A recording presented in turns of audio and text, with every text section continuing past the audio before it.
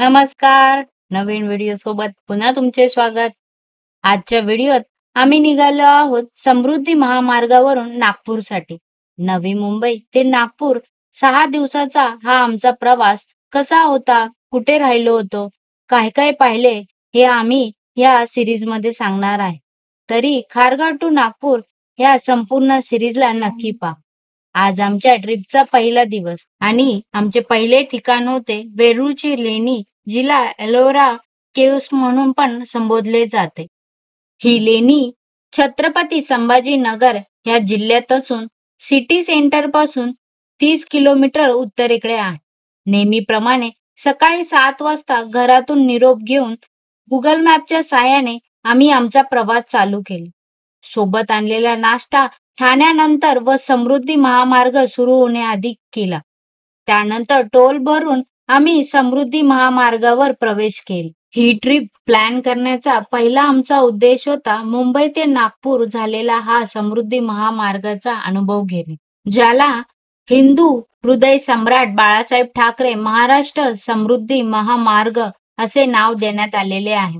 थोड्याच वेळात हसत खेळत आम्ही समृद्धी महामार्गावरून बाहेर पडत दुपारच्या 12:30 पर्यंतच वेरूळच्या लेणीच्या प्रवेशद्वारापाशी आलो. तिथे बाहेरच असलेल्या पार्किंग एरियात पार्किंग संपल्यामुळे प्रवेशद्वारापासून दूर अंतरावर रोडच्याच कडेला कार पार्किंग करून आम्ही प्रवेशद्वाराकडे निघालो. समृद्धी महामार्गामुळे आम्ही 4.5 तासातच पहिल्या पॉइंटवर पोहोचलो. तसे रोड खूप सरळ आणि चांगला होता, परंतु जेवणाचे व टॉयलेटचे ऑप्शन क्वचितच एखादा आम्हाला दिसला होता इथे पोहोचेपर्यंत. या वेरूळच्या लेणीच्या बाजूलाच 900 मीटरवर 12 ज्योतिर्लिंगातील एक घृणेश्वर ज्योतिर्लिंग आहे. त्यामुळे आजूबाजूला खूप सारे खाण्यापिण्याची छोटी मोठी हॉटेल्स व खरेदीसाठी छोटी मोठी खूप सारी दुकानं होती. वेरूळच्या लेणीसाठी प्रवेशद्वारातून आत जातात तिकीट काउंटर होते. तिकीट काउंटरसाठी लाईन असल्यामुळे बाजूला बसण्याची व्यवस्था होती. त्यावरती फुलांच्या वेलीचे छत तयार करण्यात आले होते, जे दिसायलाही खूप सुंदर वाटत होते आणि सावलीचा हेतू सुद्धा साध्य होत होता. तसे या लेणीचे प्रवेश फी 40 रुपये प्रति व्यक्ती असून 15 वर्षाच्या आतील मुलांसाठी प्रवेश फी माफ होती. प्रवेश करण्यासाठी आपल्याला एक प्लास्टिकचे कॉइन दिले जाते, जे स्कॅन करून आपण आत किंवा बाहेर जाऊ शकतो. त्यामुळे लेणी पाहून बाहेर येईपर्यंत आपल्याला ते कॉइन जपून ठेवावे लागते बाहेर येण्यासाठी पण. वेरूळ गावातील जगप्रसिद्ध लेणी असलेली ही सह्याद्री 7 माळा पर्वतरांगातील डोंगर कड्यात साधारण 5व्या ते 10व्या शतकाच्या कालखंडात कोरलेल्या एकूण 34 लेण्या आहेत. यामध्ये 12 बौद्ध, 17 हिंदू व 5 जैन अशा लेण्या आहेत. इसवी सन 1951 साली भारत सरकारने या लेणीला राष्ट्रीय स्मारक म्हणून घोषित केले. त्यानंतर ही भारत सरकारच्या पुरातत्व विभागाकडे सोपवण्यात आली. इस्कॉन इसवी सन 1983 मध्ये वेरूळ लेणीचा समावेश जागतिक वारसा स्थळाच्या यादीत करण्यात आला. या लेण्यांमध्ये मध्यभागी सर्वात प्रथम कैलास मंदिर आहे. उजव्या बाजूला 16 लेण्या आहेत, तर डाव्या बाजूला 17 ते 34 लेण्या आहेत.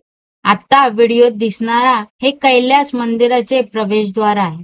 या मंदिराचे वैशिष्ट्य म्हणजे हे मंदिर कळसापासून कोरत पायापर्यंत बांधण्यात आलेले आहे, असे या मंदिराची रचना आहे.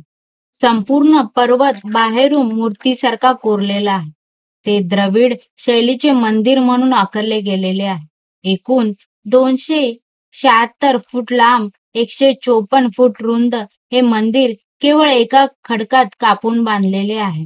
मंदिराची रचना बोलाल तर भव्य द्वार मंडप, 2 अति उंच स्तंभ, पूर्ण आकाराचा दगडात कोरलेला भव्य हत्ती, त्यावरील शिल्पकला हे सारे विलक्षणच दिसत होते. आता आम्ही मंदिराच्या वरच्या मजल्यावर गेलो. मंदिरात तसे डाव्या व उजव्या दोन्ही बाजूने शिड्या होत्या. मंदिराची रचना मुख्य मंदिराच्या गाभाऱ्यात भव्य असे शिवलिंग होते. मंदिरात तसे कुठल्याही प्रकारची लाईट व दिवे नव्हते, परंतु मंदिराच्या खांबवर खूप सारे कोरलेले आपल्याला छोट्या छोट्या डिझाईन्स व छतावर माहिती सांगणारी केलेली चित्रकला आपल्याला पाहायला मिळते. त्यामध्ये वापरलेले नैसर्गिक रंग अजूनही आपल्याला तसेच्या तसे दिसतात.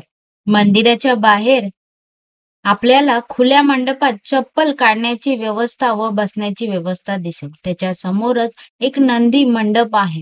संपूर्ण मंदिरात वेगवेगळ्या कथा सांगणारे कोरीव मूर्ती असून शिव पार्वती विवाह सोहळा चित्रकलेद्वारे मंदिराच्या छतावर रेखाटलेला आपल्याला दिसून येतो. असे सुंदर असे अनुभव घेऊन आम्ही पुन्हा खाली उतरून उर्वरित भाग पाहण्यासाठी मंदिराच्या बाजूने फिरण्याचा निर्णय घेतला. फिरता फिरता आम्हाला वरच्या साईडला खूप सारे छोटे मोठे मूर्त्या व छोटे छोटे मंदिर डाव्या बाजूला दिसत होत्या.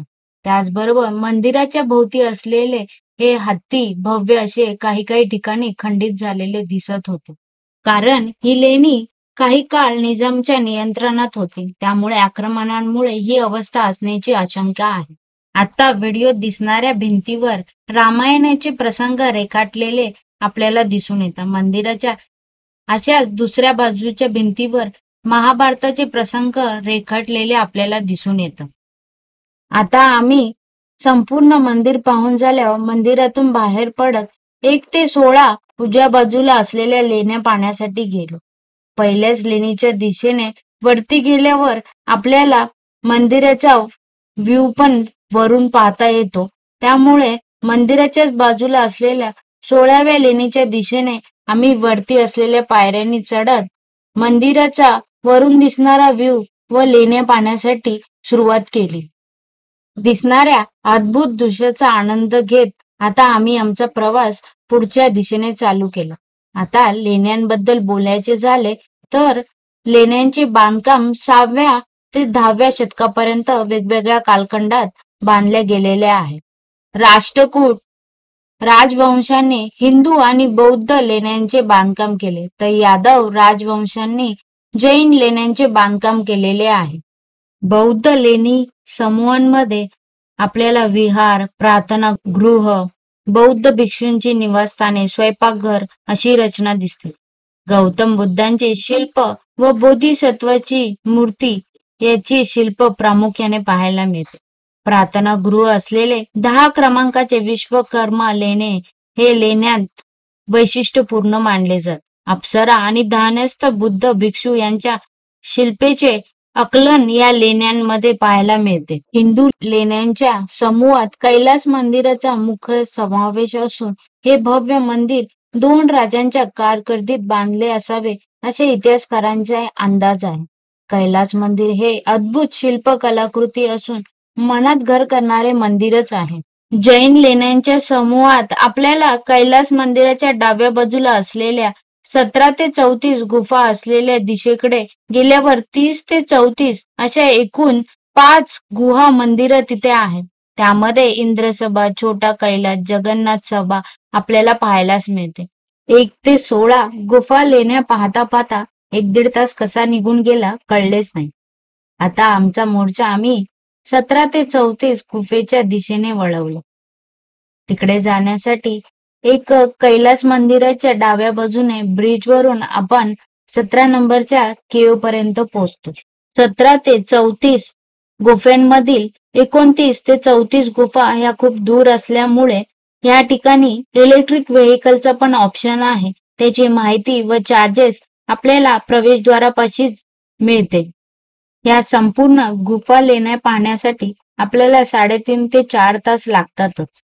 त्यामुळे जर ज्याला एवढे चालणे शक्य नसेल त्याच्यासाठी ही इलेक्ट्रिक व्हेकलचा ऑप्शन बेस्ट आहे. असे तर वेळूची लेणी ही खरंच शिल्पकलेने समृद्ध असलेले ठिकाण आहे. जेवढी माहिती देता येईल तेवढीच कमीच आहे. खरं तर इथे येऊन ह्या गोष्टी अनुभवाचा आनंदच काही वेगळा आहे. आम्ही तर या ठिकाणी आमच्या कारने पोचलो आहोत. जर तुम्हाला ट्रेन व बसने इथे यायचं असेल तर तोही पर्याय उपलब्ध आहे. छत्रपती संभाजीनगर पर्यंत तुम्ही बस व ट्रेनने येऊन तिथून रिक्षा व लोकल बसने तुम्ही इझिली ह्या वेरूळच्या लेणीच्या प्रवेशद्वारापर्यंत पोहोचू शकता. पिण्याचे पाणी खाण्यासाठी कॅन्टीन आणि वॉशरूमची व्यवस्था ही फक्त तिकीट स्कॅन करून आपण जिथे एंट्री करतो तिथे आहे. छानशा अशा अनुभवानंतर आम्ही वेरूळच्या लेणीचा निरोप घेत पुढच्या प्रवासाला सुरुवात केली. वेरूळच्या लेणीच्या बाहेर राहण्यासाठी फारसे पर्याय नसल्यामुळे आम्ही तिथून 100 किलोमीटरवर असलेल्या अजिंठा केव्हच्या बाजूच्या MTDC मध्ये आमची बुकिंग केली होती. चला तर मग मी सर्वात प्रथम तुम्हाला रूम दाखवते. रूमच्या बाहेर छोटासा वरांडा होता, त्यामध्ये झोका पण लावलेला होता. रूम मध्ये आत येतच एक डायनिंग टेबल होता व त्याच्या बाजूला एक छोटीशी कॉट होती. वरच्या साईडला डबल बेड असून टीव्ही, फॅन, AC, टॉयलेट, त्याच्या बाजूला एक कपाट व त्याच्याच बाजूला एक किचन सुद्धा होता. पण किचन मध्ये खूप सारे किडे होते, त्यामुळे आम्ही तो बंदच ठेवला होता. रूम तसा ऍव्हरेज होता. जेवण हे त्यांनी ऑर्डर प्रमाणे रूम मध्येच आणून दिले होते. गरम पाण्याची वगैरे व्यवस्था होती.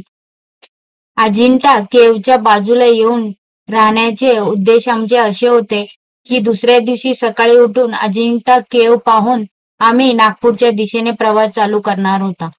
परंतु सोमवारी अजिंठा केव्ह ही बंद असते हे आम्हाला माहित नव्हते आणि मंगळवारी वेरूळची लेणी बंद असते. त्यामुळे तुम्ही जेव्हा इथे येण्यासाठी प्लॅन करणार असाल तर तुम्ही त्या हिशोबाने प्लॅनिंग करा. वेरूळच्या लेणीसाठी लागणारी एंट्री फी तुम्ही ऑनलाईन पण बुक करू शकता. त्याची वेबसाईट लिंक आणि आम्ही राहिलेल्या हॉटेलची डिटेल व चार्जेस मी डिस्क्रिप्शन बॉक्स मध्ये ठेवत आहे, तरी तुम्ही नक्की चेक करा. 9 वाजता हॉटेलमधून चेकआउट करून आम्ही आमच्या पुढच्या प्रवासासाठी निघालो. आजच्या व्हिडिओमध्ये एवढेच. तुम्हाला व्हिडिओ कसा वाटला हे कमेंटमध्ये नक्की सांगा. व्हिडिओ आवडला असेल तर लाईक, शेअर, सबस्क्राईब करायला विसरू नका. पुन्हा भेटूया नवीन व्हिडिओ सोबत नागपूर ते खारघर पार्ट 2 मध्ये. तोपर्यंत स्वस्त राहा, मस्त राहा. धन्यवाद.